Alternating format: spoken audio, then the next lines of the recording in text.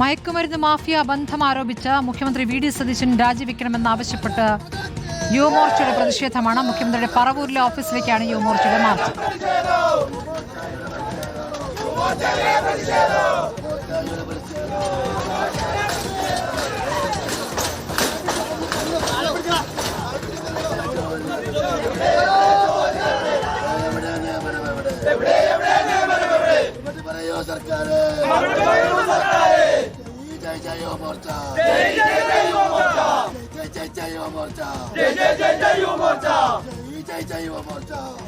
നിതിൻ, ഇപ്പോൾ പറവൂരിൽ മുഖ്യമന്ത്രിയുടെ ഓഫീസിന് നേർക്കാണോ ഈ പ്രതിഷേധമുള്ളത്? എന്താണ് വിശദാംശം?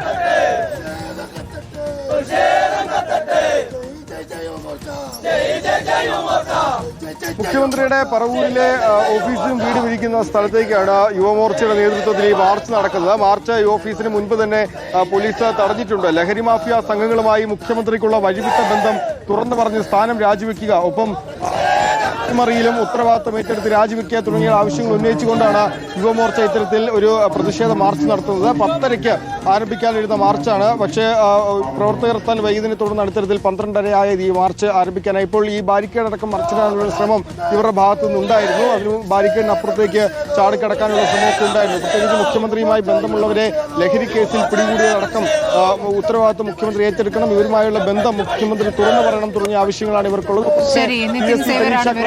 പറവൂരിലാണ് യുവമോർച്ചയുടെ പ്രതിഷേധം.